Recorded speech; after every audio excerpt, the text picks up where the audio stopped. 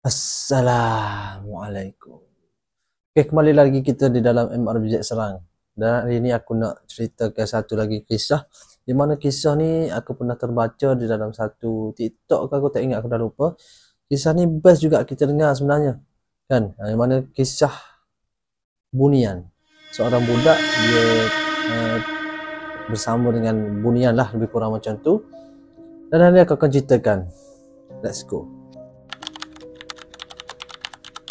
Okay, kisahnya berbunyi macam ni.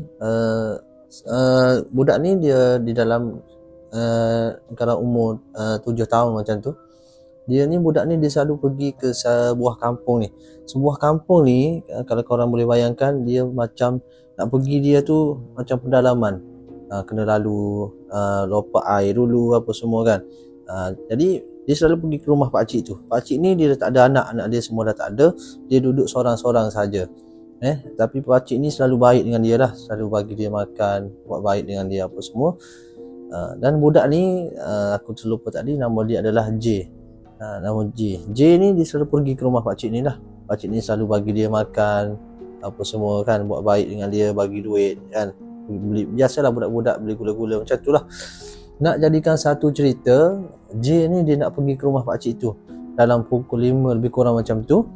Bila dia pergi, sampai dia dekat satu jambatan tu, dia nak lintas jambatan tu, dia nampak di celah-celah jambatan tu ada satu loket, loket tembaga. Dia tengok sangat-sangat cantik, memang sangat-sangat cantik dia tengok. Jadi J pun dia terus ambil loket tu, dan bila dia ambil tu, loket tu jadi bersinar, tiba-tiba bersinar, lebih bersinar macam tak macam biasa lah. Lepas tu J pun pergi ke rumah pakcik tu. Pergi ke rumah pakcik tu, J ni tak bagi tahu apa lagi lah. Selepas 2-3 hari lepas tu, dia pun baru bagi tahu yang pakcik tu, dan dia ada jumpa satu loket. Loket tembaga ni dia jumpa. Lepas tu apa pakcik tu bagi tahu, kau adalah bertuah J, kau dapat benda ni, jadi kau simpan elok-elok. Itu je pakcik tu bagi tahu. Jadi biasalah kita budak bila buat balik benda-benda macam ni dah tentu kita nak sorokkan daripada ibu bapa macam tu lah. Jadi J ni dia letak loket ni di dapur dia, celah-celah periuk macam tu, dan dia balut dengan benda yang tebal lah, tisu ke kain macam tu. Pada satu malam tu, J keluar nak pergi minum air lah dekat dapur. Tiba-tiba dia nampak satu benda yang bercahaya. Dia pun pergi tengok. Rupanya yang bercahaya tu adalah loket tersebut. Loket tersebut yang bercahaya.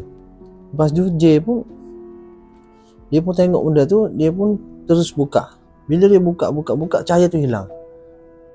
Cahaya tu tiba-tiba hilang. Tapi bila dia tutup balik, benda tu jadi bercahaya balik.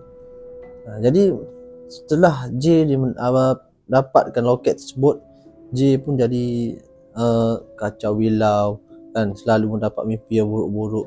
Dapat pergi ke alam sana lah. Sebab itulah tajuk kita pada hari ini adalah loket tembaga daripada bunian. Berkemungkinan benda tu datang daripada sana kan. Jadi bila benda macam tu sampai sekarang lah, J tu masih simpan. Jadi kalau saya tengok video tu, korang kalau nak lebih best cerita ni, korang boleh pergi tengok ke YouTube. Tak silap aku, Kero Series lah. Kero Series dia cerita memang best, korang boleh dengar. Dia cerita pasal loket ni lah. Loket ni sangat-sangat, cara dia bercerita tu sangat-sangat sampai lah. J ni dia buat buku.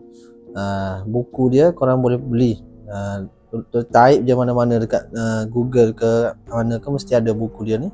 Korang boleh ambil baca. Kalau dengar kat sini pun cerita dia dah best pula. Apatah lagi kalau kita beli tu, best lagi lah kita nak baca kan. Jadi itu saja kisah pada hari ini. Assalamualaikum.